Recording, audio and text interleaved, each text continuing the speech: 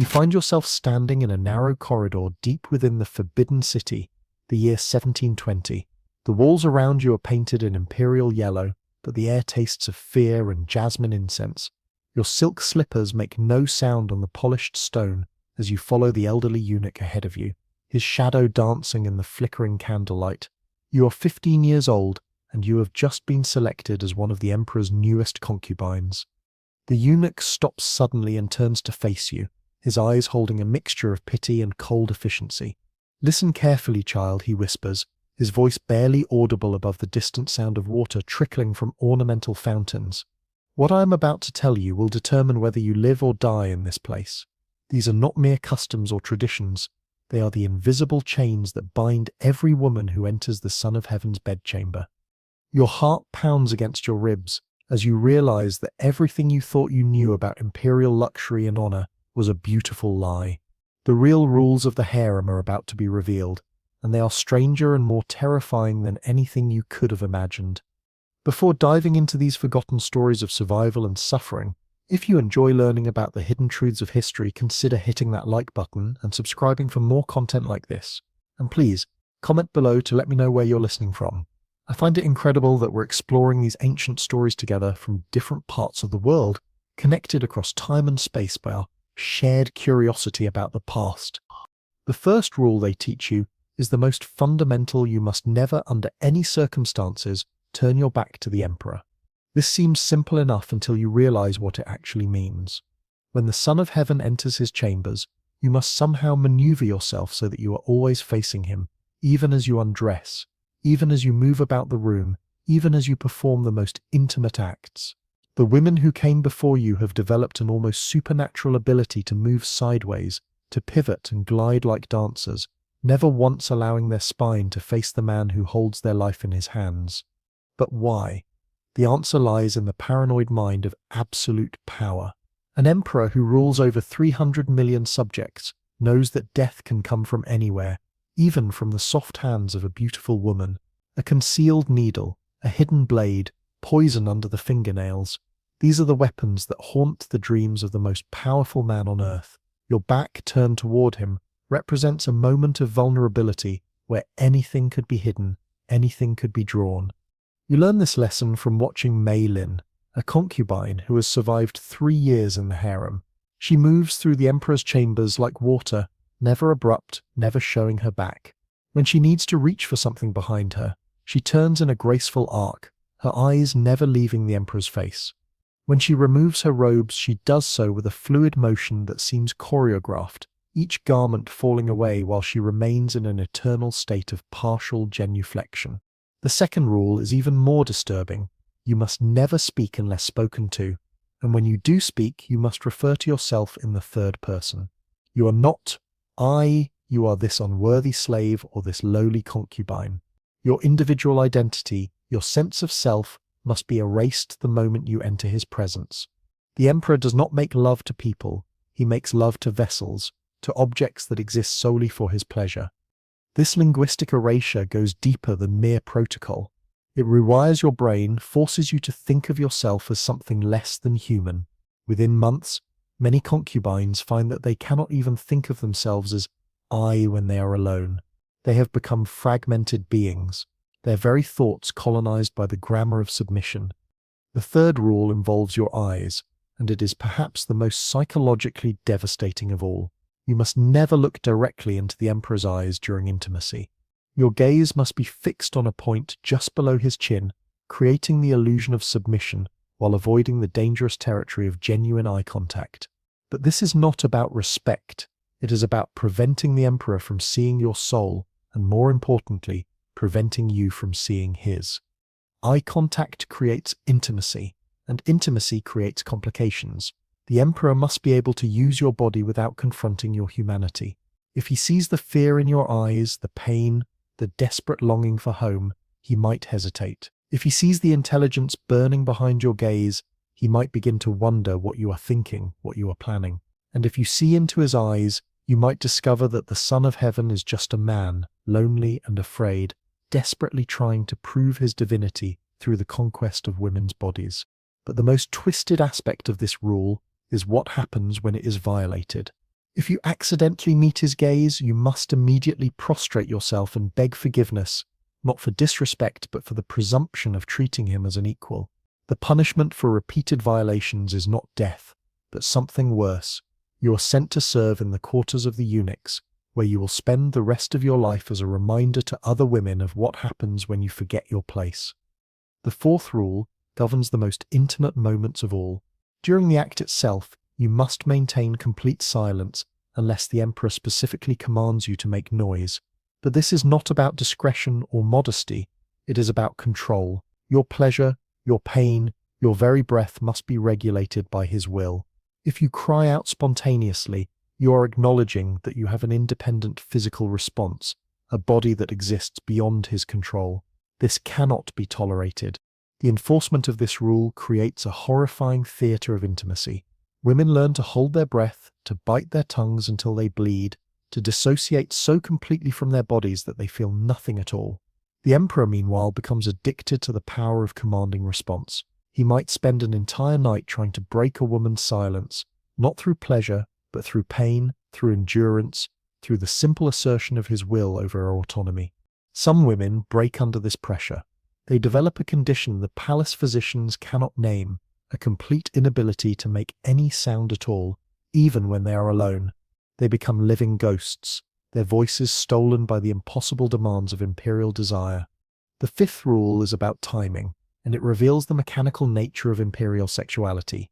The emperor's climax must always come last, but not because of any consideration for his partner's pleasure. Instead, it is because his release represents the moment when the cosmic order is restored. His seed is considered sacred, a direct connection to the divine mandate of heaven. For a concubine to reach her peak before him would be tantamount to suggesting that her mortal pleasure could somehow supersede the divine will. This creates a nightmarish calculation for the women involved. They must constantly monitor not only their own responses, but also read the subtle signs of the emperor's arousal. They become experts in the art of suppression, learning to delay or prevent their own climax through sheer force of will. Some develop techniques of mental distraction so effective that they can recite entire poems or perform complex mathematical calculations while their bodies are being used. The sixth rule involves the aftermath, and it is here that the true cruelty of the system becomes apparent.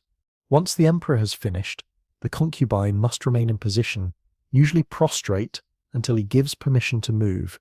This can last minutes or hours, depending on his mood. But during this time, she is not allowed to clean herself, to adjust her position for comfort, or to show any sign of physical discomfort. The purpose of this rule is to reinforce the fundamental inequality of the exchange. The emperor can immediately return to his normal state, can dress, can call for refreshments, can even summon other concubines. But the woman who has just served him must remain frozen in the position of absolute vulnerability, her body still bearing the evidence of their encounter, until he decides to release her from this final act of submission. The seventh rule is about pregnancy, and it reveals the complex intersection of politics and biology in the Imperial Harem. If a concubine becomes pregnant, she must immediately report it to the head eunuch, not to the emperor himself. But here's the twist. She must report it, even if she is not certain, even if she only suspects. The penalty for failing to report a pregnancy is death, but the penalty for falsely reporting one is a beating that leaves permanent scars. This creates a state of constant anxiety about every bodily function. Women become hypervigilant about their cycles, their appetite, their energy levels. They develop elaborate systems of tracking and monitoring their own bodies, turning their physicality into a source of terror rather than strength. The lucky ones learn to read the signs accurately. The unlucky ones guess wrong and bear the consequences on their skin. But the most insidious aspect of this rule is what happens to confirmed pregnancies. The concubine is immediately isolated from all other women and placed under constant surveillance. She is not being protected. She is being monitored to ensure that she does not attempt to terminate the pregnancy or harm herself. The potential heir is valuable. The woman carrying it is merely a vessel that must be kept functional.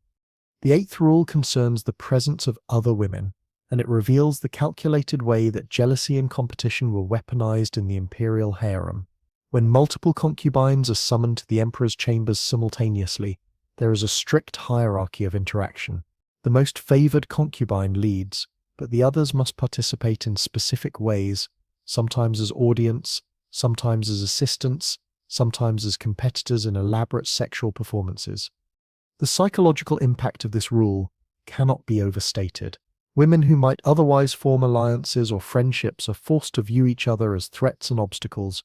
They must perform desire for the same man while simultaneously competing for his attention. They must appear to enjoy scenarios that reduce them to interchangeable objects while maintaining the facade of individual devotion. The most heartbreaking aspect of this rule is what it does to genuine friendships. Women who care for each other are forced to participate in each other's degradation. They must watch their friends be used and humiliated, and they must sometimes be the instruments of that humiliation themselves. The bonds between women, which might otherwise provide comfort and resistance, are systematically corrupted and weaponized. The 9th rule involves the emperor's moods, and it demonstrates the impossible standard of perfection demanded from the concubines. They must be able to instantly read and respond to the emperor's emotional state, adjusting their entire demeanor and behavior accordingly.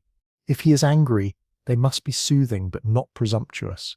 If he is sad, they must be comforting but not pitying. If he is celebratory, they must be joyful but not overly enthusiastic.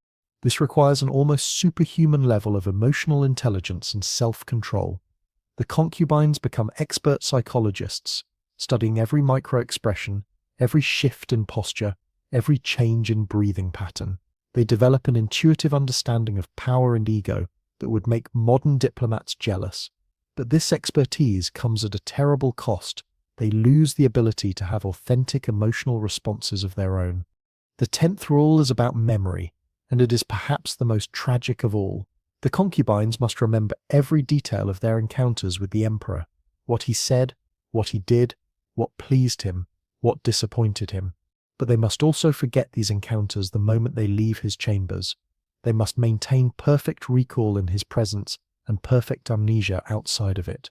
This creates a split consciousness that many women find impossible to maintain.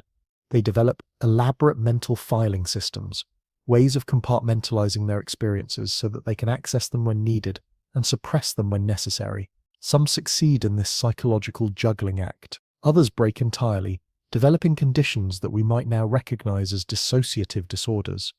The 11th rule concerns the seasonal nature of imperial desire. The emperor's sexual appetite follows the rhythms of the agricultural calendar, with specific months and festivals requiring different types of performance and presentation. During harvest celebrations, the concubines must embody fertility and abundance. During winter solstice, they must represent the return of light and warmth. During times of war, they must channel martial energy and strength. This means that the women must constantly reinvent themselves, becoming living representations of abstract concepts rather than individual human beings. They must study not only the emperor's personal preferences, but also the cosmic and political significance of different times of year. They become actresses in an elaborate theatrical production where the script is always changing and the stakes are always life and death. The 12th rule involves the presence of witnesses, and it reveals the voyeuristic nature of imperial power. Certain encounters must be observed by eunuchs or senior concubines, not for the emperor's pleasure, but to ensure that the rules are being followed. These witnesses are required to report any violations, any signs of genuine emotion, any evidence that the concubine is experiencing the encounter as anything other than a sacred duty. This creates a terrifying panopticon of sexual surveillance. The women never know when they are being watched, never know who might be reporting on their performance. They must maintain the facade of perfect submission even when they think they are unobserved, because the consequences of being caught in a moment of authenticity are severe. The 13th rule is about gifts and rewards, and it demonstrates the psychological manipulation at the heart of the harem system. The emperor occasionally bestows presents on his concubines, jewelry, silk, delicacies, but these gifts come with invisible strings attached. Accepting a gift means accepting a debt that can never be repaid. The concubine must express gratitude not just for the gift itself, but for the honor of being chosen to receive it. More insidiously, the gifts are used to create hierarchies and jealousies among the women. A concubine, who receives a valuable present, becomes a target for resentment from others. But refusing a gift is seen as an insult to the emperor's generosity. The women are trapped in a system where every kindness is a weapon and every reward is a punishment. The 14th rule involves the concubines' families, and it reveals the true scope of the harem's control. The women's relatives are essentially held hostage to ensure their compliance. But the threat is not just against their lives, it is against their honor, their social standing, their ability to marry and have children. A concubine who displeases the emperor does not just risk her own death, she risks the destruction of everyone she has ever loved. This creates a psychological burden that extends far beyond the walls of the Forbidden City. The concubines carry the weight of multiple generations on their shoulders. They must perform not just for their own survival, but for the survival of their entire family line. The system ensures that even in their most intimate moments, they are never truly alone. The faces of their parents, their siblings, their future nieces and nephews are always watching. The 15th rule concerns aging, and it is perhaps the most inevitably tragic of all. As the concubines grow older, they must find ways to maintain their appeal without appearing to try too hard. They must age gracefully, but not noticeably. They must accept their diminishing status while still competing for the emperor's attention. They must mentor younger concubines while knowing that these same women will eventually replace them. The beauty rituals become increasingly desperate and dangerous. Women use lead-based cosmetics that poison their skin. They undergo painful procedures to maintain their youthful appearance. They develop eating disorders and exercise compulsions in their attempt to hold back time. The lucky ones die young before they have to face the slow degradation of their value in the emperor's eyes. The 16th rule involves death, and it brings us to the darkest corner of the harem system. When an emperor dies, his concubines face a choice that is not really a choice at all. They can volunteer to be buried with him, ensuring their honor and their family's security. Or they can live on as widows, forever marked by their association with a dead ruler, never able to remarry or have children of their own. The preparation for this final rule begins from the moment a concubine enters the harem. She must cultivate a relationship with death, must learn to see it not as an ending but as a fulfillment of duty. She must write letters to her family explaining her choice, must compose poetry about her devotion, must participate in her own mythology, even as she prepares for her own destruction. The 17th rule is about resistance, and it is here that we see the incredible strength and ingenuity of the women who survived this system.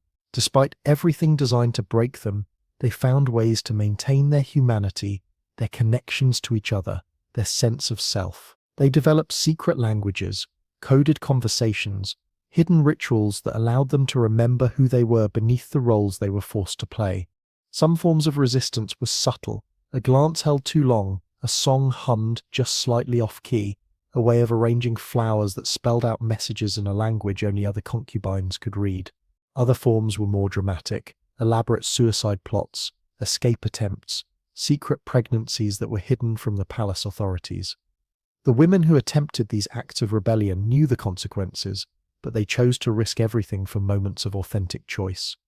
The 18th rule concerns love, and it is the most complex and heartbreaking of all. The concubines are forbidden from feeling genuine affection for the emperor, but they are also forbidden from not feeling it. They must simulate love so perfectly that it becomes indistinguishable from the real thing, but they must also maintain enough emotional distance to survive the inevitable rejection and replacement. This creates a psychological tightrope that few women can walk successfully. Some fall into genuine love and are destroyed by it. Others maintain such complete emotional detachment that they become incapable of feeling anything at all. The rare women who find the perfect balance between simulation and protection often pay for this skill with their sanity, becoming performers so accomplished that they lose track of their own authentic emotions. The 19th rule involves the emperor's death, and it reveals the ultimate disposability of the concubines' lives. When the Son of Heaven dies, the women who have served him become dangerous reminders of the previous regime. They know too much, have seen too much, represent too much of the old order. The new emperor must either eliminate them or find ways to neutralize their influence. The lucky ones are sent to remote temples to live out their days as Buddhist nuns. The unlucky ones simply disappear, their fate recorded in no official documents. The truly unfortunate ones are kept alive but relegated to the lowest levels of the palace hierarchy, serving as warnings to the new generation of concubines about the temporary nature of imperial favor. The 20th and final rule is about forgetting, and it brings us full circle to the beginning of our story. The women who survive the harem system must learn to forget everything they have experienced, everything they have seen, everything they have been forced to do. They must become blank slates, empty vessels ready to be filled with new purposes and new identities. But forgetting is not erasure. The memories remain, buried deep in the body and the unconscious mind. They surface in nightmares, in sudden moments of panic, in the inability to trust or love or believe in their own worth. The women carry these invisible scars for the rest of their lives, walking reminders of a system that valued their beauty more than their humanity. As you stand now in that same corridor where we began, older and wiser and infinitely more tired, you understand that the strange bedroom rules of the Imperial Harem were never really about sex at all.